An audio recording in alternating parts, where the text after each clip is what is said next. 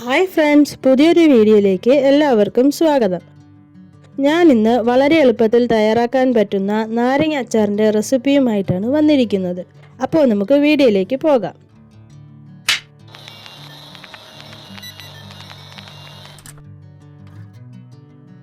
നാരങ്ങ അച്ചാർ തയ്യാറാക്കാൻ ഞാനിവിടെ മാതള നാരങ്ങയാണ് എടുത്തിട്ടുള്ളത്. അത്യാവശ്യം വലിപ്പമുള്ള മാതള നാരങ്ങയാണ് ഞാൻ അച്ചാർ തയ്യാറാക്കാൻ എടുത്തിരിക്കുന്നത്. മാതള നാരങ്ങ ഞാൻ അതിൻ്റെ കുരുവെല്ലാം കളഞ്ഞ് കട്ട് ചെയ്ത് വച്ചിട്ടുണ്ട്. മാതള നാരങ്ങ അച്ചാറിടുമ്പോൾ അതിൻ്റെ അകത്തെ കുരു അഥവാ സീഡ് എടുത്ത് കളഞ്ഞിട്ട് കട്ട് ചെയ്തെടുക്കുന്നത് അച്ചാർ കയ്പ്പ് മാറാൻ സഹായിക്കും. മാതള നാരങ്ങ അച്ചാറിടുന്നതിന് വട്ടത്തിൽ വേണം കട്ട് ചെയ്തെടുക്കാൻ.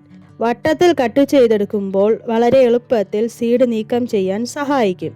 കട്ട് ചെയ്ത നാരങ്ങയിൽ ഉപ്പിട്ട് നന്നായി മിക്സ് ചെയ്ത് കുറച്ചു നേരം വച്ചിരിക്കുന്നത് ഉപ്പ് നന്നായി നാരങ്ങയിൽ പിടിക്കാൻ സഹായിക്കും. വട്ടത്തിൽ കട്ട് ചെയ്ത നാരങ്ങ സീഡെല്ലാം നീക്കിയതിനു ശേഷം ചെറിയ കഷ്ണങ്ങളാക്കി മാറ്റാം. നാരങ്ങ ഈ സൈസിൽ കട്ട് ചെയ്താൽ മതിയാകും. ഇനി നമുക്ക് നാരങ്ങ അച്ചാറിടുന്നതിനാവശ്യമായ ഇൻഗ്രീഡിയൻസ് എന്തൊക്കെയാണെന്ന് നോക്കാം. ഒരു മീഡിയം സൈസ് 2 ചെറിയ ഉള്ളി, കടുക്, വെളിച്ചെണ്ണ, 5 വെളുത്തുള്ളി പൊളിച്ചത്. ഞാനിവിടെ പാൽമുളകാണ് എടുത്തിട്ടുള്ളത്. നിങ്ങൾക്ക് പച്ചമുളക് വേണമെങ്കിലും എടുക്കാവുന്നതാണ്. ഇനി നമുക്ക് അച്ചാർ തയ്യാറാക്കാം. ഒരു സോസ് പാൻ അതിനായി അടുപ്പത്ത് വയ്ക്കാം. സോസ് പാൻ നന്നായി ചൂടായി വരുമ്പോൾ ആവശ്യത്തിനുള്ള അച്ചാർ തയ്യാറാക്കാൻ ആവശ്യമായ വെളിച്ചെണ്ണ ചേർത്ത് കൊടുക്കാം. വെളിച്ചെണ്ണ ചൂടായി വരുമ്പോൾ എടുത്തു വച്ചിരിക്കുന്ന കടുക് ഇടാവുന്നതാണ്. കടുക് പൊട്ടിയ ശേഷം മാത്രം അരിഞ്ഞു വെച്ച ചെറിയ ഉള്ളി ചേർക്കാം. കറിവേപ്പില ഉള്ളവർ കറിവേപ്പിലയും അതിനുശേഷം ഇടാവുന്നതാണ്. ഉള്ളി നന്നായി മൂത്തു വന്ന ശേഷം വെളുത്തുള്ളി, മുളക് എന്നിവ ചേർത്ത് കൊടുക്കാം. നിങ്ങൾക്കിവിടെ ഏത് മുളക് വേണമെങ്കിലും ഉപയോഗിക്കാവുന്നതാണ്.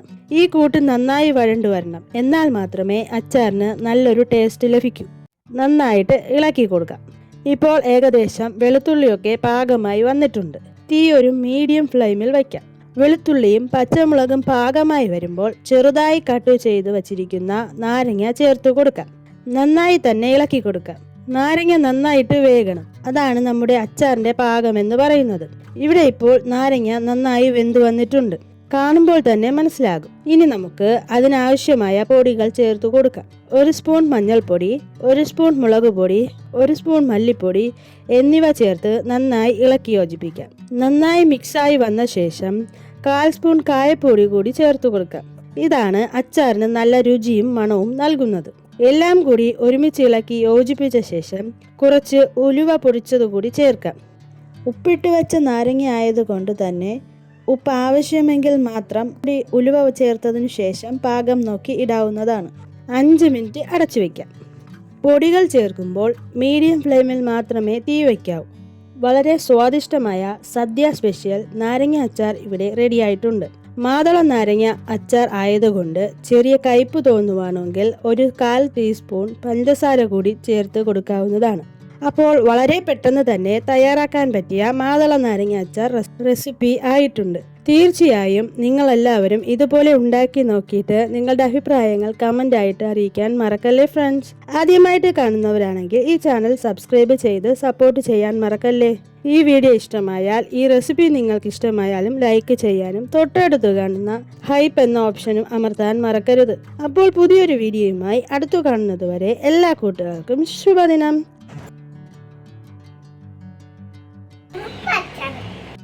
Thank you for watching.